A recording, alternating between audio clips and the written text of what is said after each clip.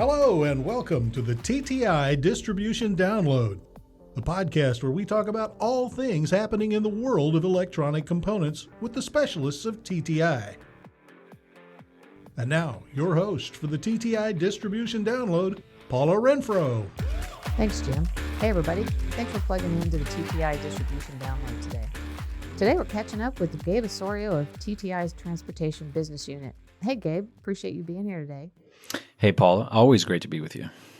Gabe, it's fun having you in the booth always, and today we have a special treat of being joined by your friend and mine, Brian Dickerson, also of TTI's Transportation Business Unit. Welcome, Brian. Thanks, Paul. I'm happy to be in the booth with you today. Tell us a little bit about your career journey prior to joining TTI TBU, Brian. Yeah, sure. So I live and was born and raised in Michigan, so the heart of the automotive and transportation industry. Started as an inside sales rep in 1995. Been a field sales rep, an OEM sales manager, managed various sales engineering groups, and here I am at TTI. I've been here, it'll be 7 years this month. Wow. Well, congratulations. And I know that we are the beneficiaries of having you and our customers, of course. It's a great place to be. Gabe, it's been a few episodes since we introduced our listeners to you and your business unit or y'all's business unit. How about we start off today, just reminding with, what you guys do up there in Ohio and Michigan and, what makes TTI TBU special? Absolutely, yeah. First, I'd start off by just saying, I've worked for and with Brian for the better part of 15 years now. And not it's only... a bromance. Yeah, exactly. Yeah. Exactly. So learned a lot from him and was a sales engineer on his team on the West Coast for 4 years here at TTI. And now have the pleasure of working alongside with him and managing these teams on the transportation team. So my role specifically as Director of Transportation Marketing in the Americas is to manage, a team of sales specialists and an associate product marketing manager who really this team supports our branches and our local sales, local sales forces. With focused transportation suppliers. So think very specifically automotive and commercial vehicle interconnect suppliers on our line card. And the team does everything from support pricing, technical support. My associate marketing manager does trade show management for us in all the trade show participations that we do, marketing efforts along with your team, and data analytics and a whole lot more that we get into during that. I focus on supplier engagement, the development of those suppliers, and marketing for transportation-focused product or product families that almost all of the suppliers on our line card have some sort of product geared or a business unit for transportation. So we engage with all of them.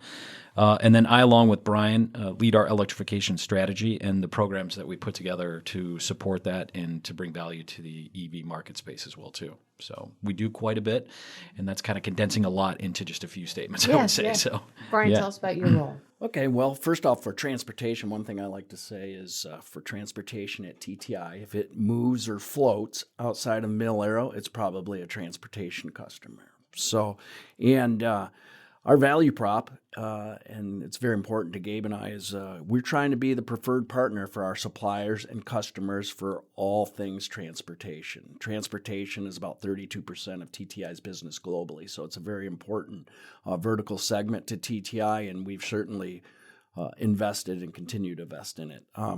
For my role, I manage a team of regional sales engineers with a strong transportation and technical sales background.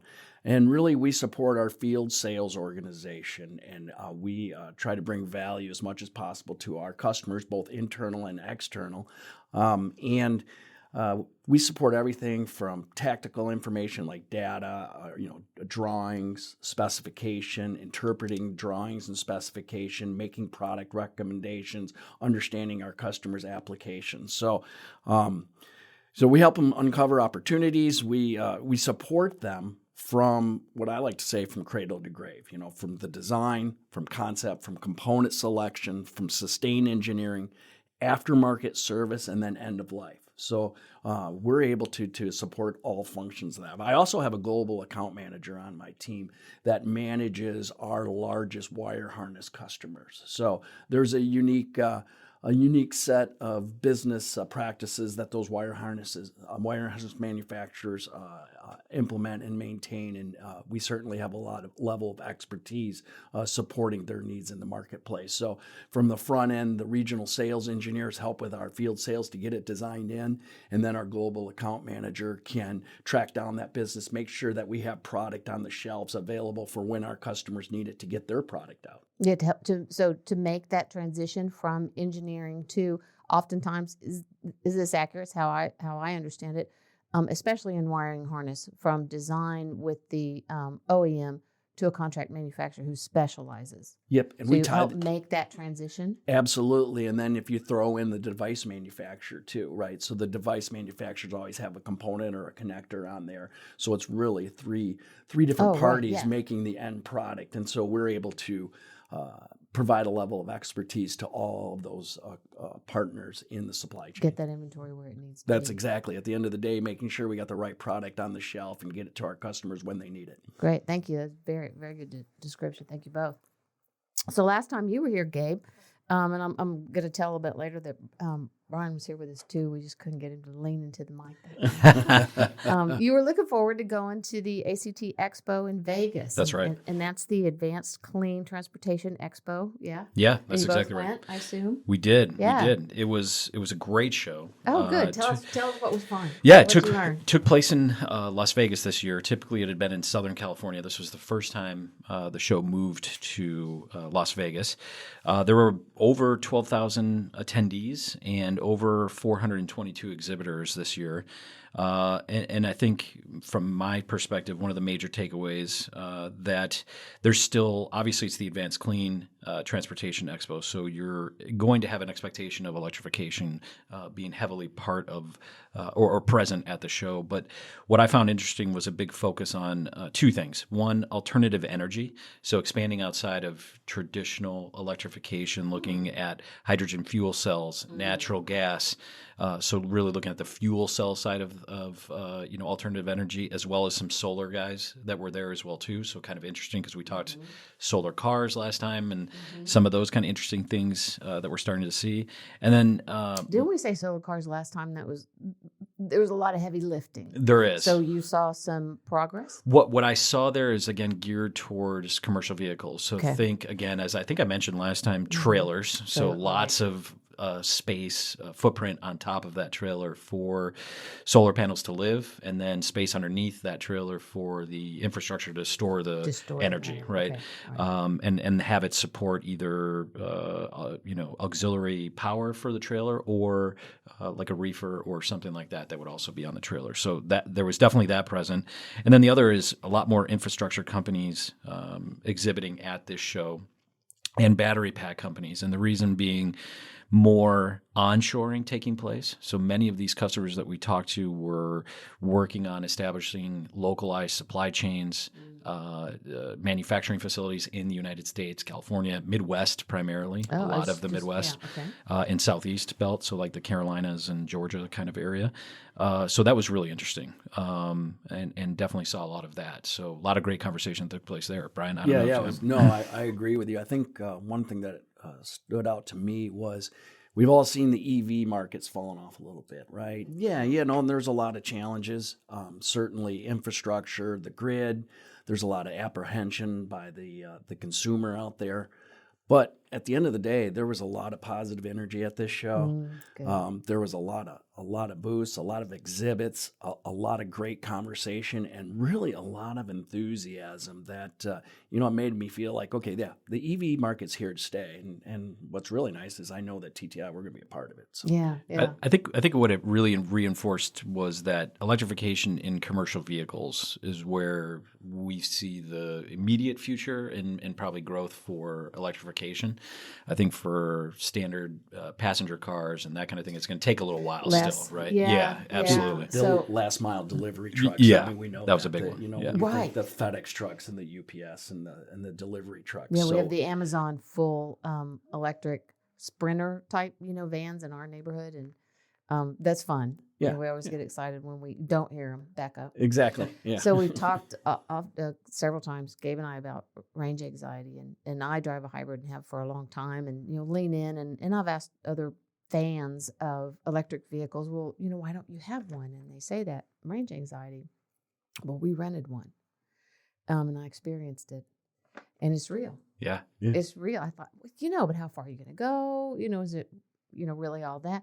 It is. Yeah, it's a real thing. When you roll in and you have 11%, maybe that's a lot, but it didn't feel like a lot. So so it's real. Yeah. So fingers crossed, continued growth. Yeah. In commercial vehicles, and that'll make a difference in our world. Absolutely. I think so too. Yeah, I think we were encouraged, like Brian said, about what we saw there and what the future holds for this market. And, we had a lot of great engagement. We met with more than 60 customers while we were there, and that includes OEMs and device manufacturers. And then, so anybody who's anybody's is showing up now at the ACT Expo. That's right. That's every other year? No, that's every year. This is one's every every year. year. Okay. Yeah. Yep. So it's a good one. Yeah, Absolutely. I guess we've been doing this quite that long. Right. But, yes. That's right. Cool. So while you're out and about, I know also TBU and TTI have the privilege of being involved in Formula E racing. I think we talked about that a little bit in the past. And I heard, though, you had a recent up-close encounter, and talk to us about that. Yeah, we did. We have the great opportunity, TTI, Mauser, and a couple of our partner suppliers are sponsors of the DS Penske Formula E race team. So we had the great pleasure and opportunity of heading out to Portland, Oregon over the weekend of June 29th and 30th and hosted almost 300 invited guests from TTI that were customers, suppliers, and hosted them over the 2 race days. And if you've ever had the opportunity, I think, to see or watch a Formula E race, whether it's on TV or in person, I highly recommend in person. It's very different. Is it quiet? It's very weird. I tried to prepare. This was Brian's first race. Yeah. I tried to prepare him in that, he's been to a lot of different races and things like that. This will be nothing like that. It's quiet. It's really not. It's short, and it's... because it's batteries. Yeah, so it's only about 35 to 50 laps depending on the racetrack. And they literally play music the whole time because you don't hear it. I mean, that's like dance music or some kind of electronic... some high energy. Yeah, exactly, yeah. But, for the, 10 seconds or so that the cars come by you in the grandstand, it sounds like Star Wars, fighters coming. That's exactly. Is that more like air displacement?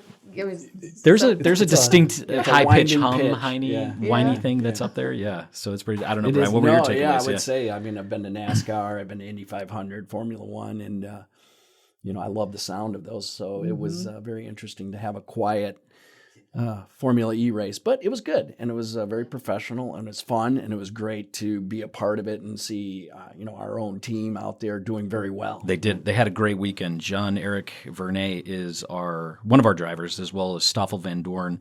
And Jean-Eric placed on the pole or in the podium on Saturday, finished third place. So we got to see him up on the podium, which was really cool.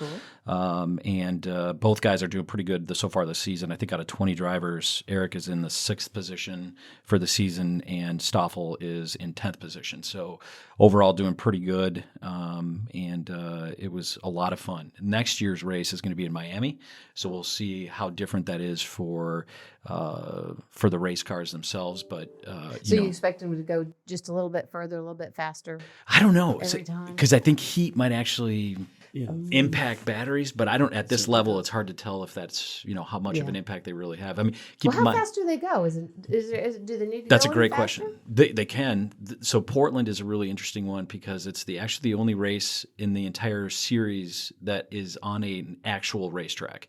Everything else, is kind of very similar to Formula, where you would set up a racetrack through cities. Street track. Yeah, exactly. And our team globally does attend races in Sao Paulo, in Italy, and London. Rome. Yeah, Rome, exactly. And unfortunately, we haven't had that means like opportunity. Formula One and racing, for instance. We're race fans in our house also. Yeah. Much of the Formula E series is in Europe and That's right. Yes. Okay. And Asia as well, And too. Asia, And wow. yep, it follows a lot of the same circuits that Formula But they One don't use does. the track so much. Correct.